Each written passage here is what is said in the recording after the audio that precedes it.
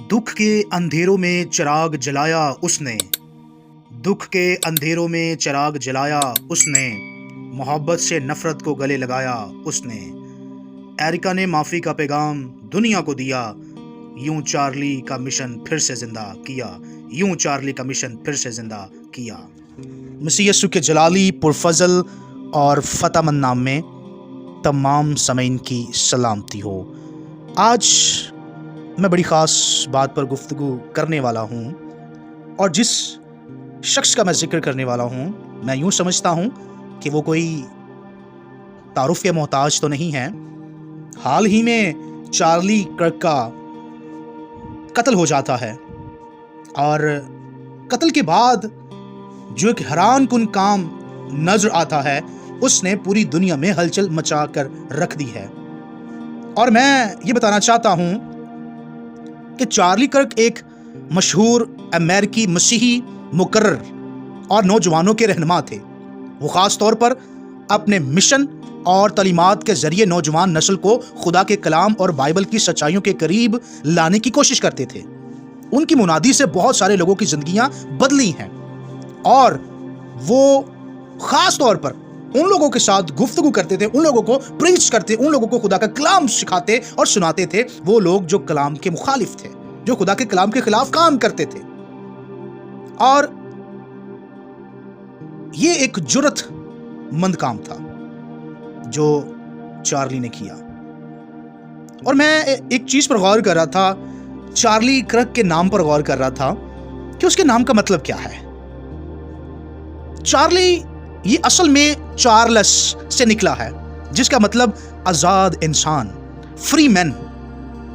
और चार्ली कर्क अपने नाम के मतलब के मुताबिक काम करता है। वो आजाद शख्स है, और वो अमेरिका को सबसे गहरे तौर पर समझने वाला था। और इस बात का ख्याल इजहार ट्रंप ने भी किया, और उसने कहा कि चार्ली कर्क जो है वो अमेरिका को सबसे ज्यादा बेहतर तौर पर समझता था, खास करके नौजवानों को। और कोई भी उसके सवाल का जवाब नहीं दे पाता था, क्योंकि उसके पास खुदा की बड़ी विजडम मौजूद थी। और मैं यहां पर बताना चाहता हूं कि इब्लीस ने यह मंसूबा बनाया, शायद हम उसको मार दूंगा और अब चार्ली कर्क की आवाज को बंद कर दिया जाएगा। वो अब ऐसे सवाल जवाब नहीं करेगा। और इब्लीस ने सोचा मेरा मिशन चलता रहेगा, लेकिन इब्लीस आज फिर हार जाता है। इब्लीस अपने मिशन में नाकाम हो जाता है, क्योंकि चार्ली कर्क की आवाज को बेशक वक्ती तौर पर इब्लीस ने बंद कर दी, लेकिन बहुत सारे लोग उसकी आवाज को आगे बढ़ा रहे हैं, उसकी आवाज बनकर आगे बढ़ रहे हैं। और जो सबसे गहरा आज का टॉपिक है, वो उनकी बीवी ने अदा किया है, जिसका नाम एरिका कर्क है। और इससे पहले कि मैं इस बात पर भी गौर करूं, मैं एरिका के नाम का मतलब भी बताना चाहता हूं, और इसके मैनी हमेशा हुक्मरान, यानी हमेशा हुक्मरानी करने वाली या कुदरती पौधा, मजबूती और खूबसूरती की अलामत है। यानी एरिका कर्क के नाम का मतलब बनता है कलीसिया की मजबूत या चर्च में कायम रहने वाली बहादुर औरत। हालेलुया। और ये भी अपने नाम के मुताबिक सही काम करती है। ये भी अपने उस मिशन को, जो इनके शौहर चार्ली का मिशन था, उसको हिम्मत के साथ और मजबूती के साथ आगे बढ़ाते हुए हमें नजर आती है। और सबसे बड़ी बात जो माफी के ताल्लुक से है, एरिका कर्क ने उस पर काम किया है, और यह सबसे खास था, बल्कि पूरी दुनिया के सामने अंजील की मुनादी की है, माफी का ऐलान किया है, क्योंकि उसकी तरबियत मसीहत के अंदर हुई है, और एक बार फिर से उसने मसीहत को उजागर किया है। बाइबल में लिखा हुआ है, अगर कोई तेरे दाहिने गाल पे तमाचा मारे तो बायां उसकी तरफ कर दे। हाँ, ये कहना तो बड़ा आसान है, लेकिन करना बहुत ही मुश्किल है। लेकिन एरिका ने कर दिखाया है, और उसने सारी दुनिया के सामने उसने अपने शौहर के कातिल को माफ कर दिया।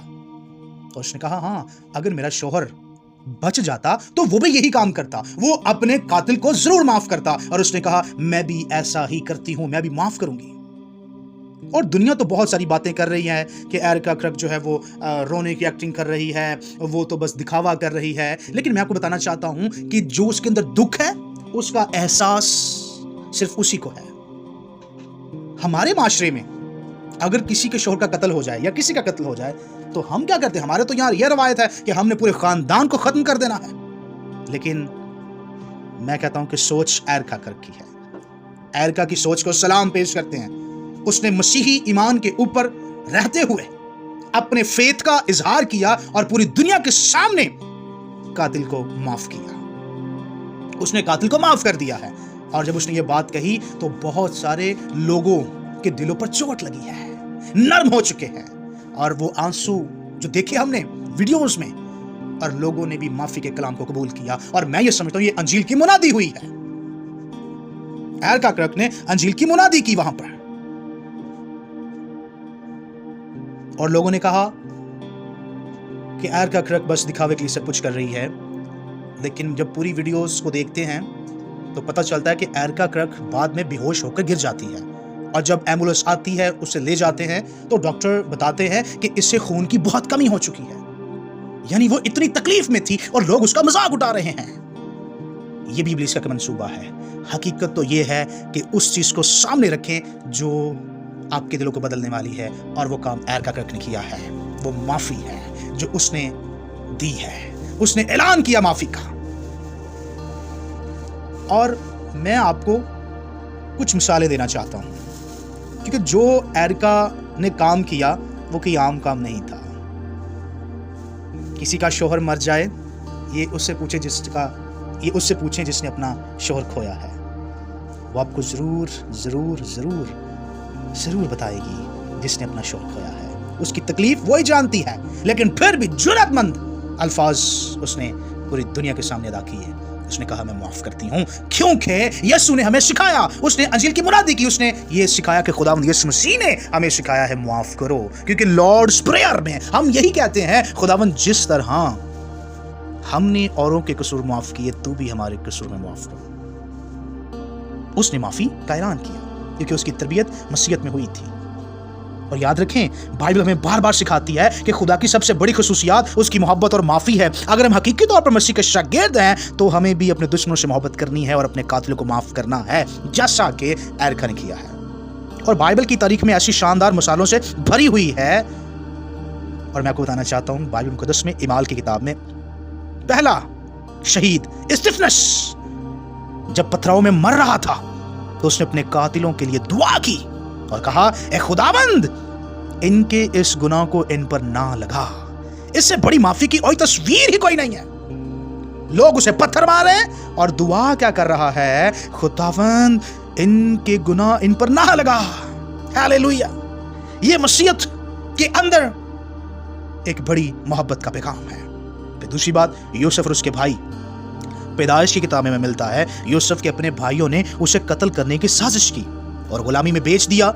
लेकिन जब वो मिस्र का हुक्मरान बना, उसने कहा, तुमने मेरे साथ बुराई का इरादा किया था, लेकिन खुदा ने उसको भलाई के लिए इस्तेमाल किया। हालेलुया। यूसुफ ने अपने भाइयों को माफ कर दिया। और तीसरी बात, दाऊद और शाऊल के बारे में। ये भी पहले शमूएल के अंदर आपको मिलेगा। शाऊल बादशाह बार बार दाऊद को मारने की कोशिश करता रहा, लेकिन जब दाऊद के पास मौका आया, उसने कहा, मैं खुदावंद के मसा किए पर हाथ ना उठाऊंगा। ये दुश्मन को माफ करने और मोहब्बत दिखाने की रोशन मिसाल है। और आखिर पे सबसे जो गहरी बात है, जो जिसकी तो कोई मिसाल ही नहीं है, वो खुदावंद यीशु मसीह है। मुकद्दस लूका रसूल की मार्फत लिखी गई अंजील मुकद्दसा में हमें यूं मिलता है, जब यीशु मसीह को सलीब पर चढ़ाया गया, लोगों ने उसके साथ जुल्म किया, कांटों का ताज पहनाया, उस पर थूका, मसलूब किया। लेकिन हमारे नजात दहिंदा ने कहा, ऐ बाप, इनको माफ कर, क्योंकि ये नहीं जानते क्या कर रहे हैं। यह सबसे आला मोहब्बत है। हालेलुया। यीशु ने सिखाया और यीशु ने दुआ की, ऐ बाप, इनको माफ कर। यानी मसीहत के अंदर सबसे जो खास बात है वो माफी है। मेरे भाई और बहनों, खुदा हमें यह सिखाता है कि अगर हम माफ करेंगे तो खुद भी माफ किए जाएंगे। मसीही ईमान की सबसे बड़ी पहचान यह है कि हम अपने दुश्मनों से भी मोहब्बत करें। आए यीशु की तरह हम अपने दिलों से करवाहट निकाल दें और अपने दुश्मनों को माफ करें, जैसे एरका ने किया है, और अपने कातिलों के लिए भी दुआ करें। यही वो रास्ता है जो हमें आसमानी बादशाही की तरफ ले जाता है। आमीन।